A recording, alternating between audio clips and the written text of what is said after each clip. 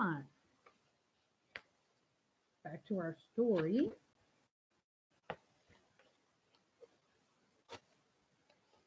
Oh, yeah, remember that Noah was on the bus and some kid just kicked him out of there?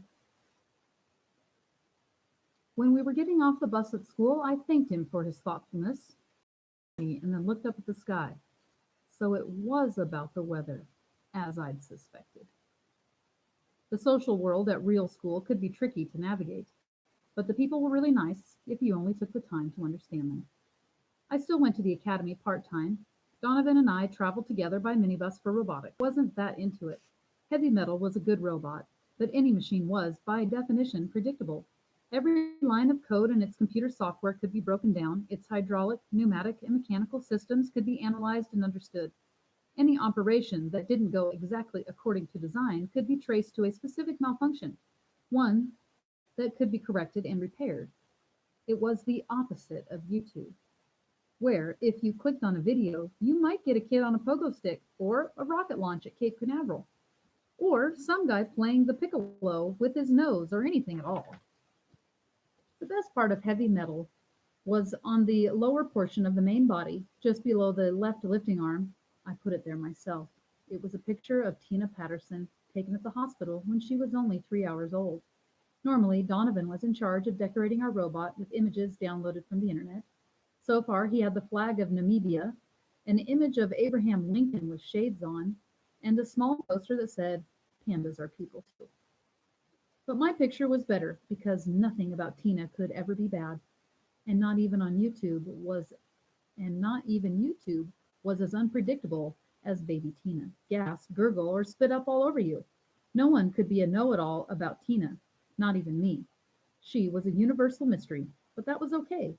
Whatever she did do, I was fine because her mom let me hold her a lot.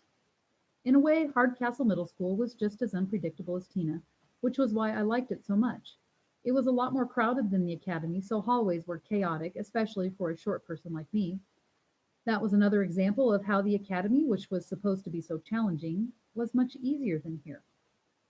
Just getting from room to room without being elbowed, stepped on, or slammed into a wall was a learning experience. Sometimes Donovan or one of those two guys named Daniel would walk with me. That was something else I had before friends. My favorite class, one that the academy didn't offer, was gym. Of all the subjects where I had room for improvement, it was number one, even more than cooking. All phys ed classes were held in the old cafeteria since the gymnasium we shared with Hardcastle High was being renovated after part of a broken statue bowled into it. Gym had to be the happiest class in the whole school, always ringing with laughter, mostly when I tried to perform some physical skill, except Donovan, come to think of it. He was always arguing with one of the guys or jumping in front of me, especially when we played dodgeball. Donovan was a terrible dodgeball player. He was constantly getting hit. Even when he'd already been eliminated, he would hurl himself between the ball and me, getting yelled at by players and earning lots of detentions from Coach Franco. You know, Donovan, I advised, trying to give back some of the loyalty and support I'd received from him since arriving here. You really ought to chill out. That was one of his expressions. And maybe you should practice dodgeball skills in your spare time. You're black and blue. Look at me. I didn't get hit once. He clenched and unclenched his fists, which didn't seem like chilling out as I understood the term. Or maybe he was focusing on searching for my pants, which was kind of a gym class tradition. Whoever was picked last when we chose up teams got his pants hidden. I was really looking forward to the time when I could be in on the hiding part and not the finding at the end.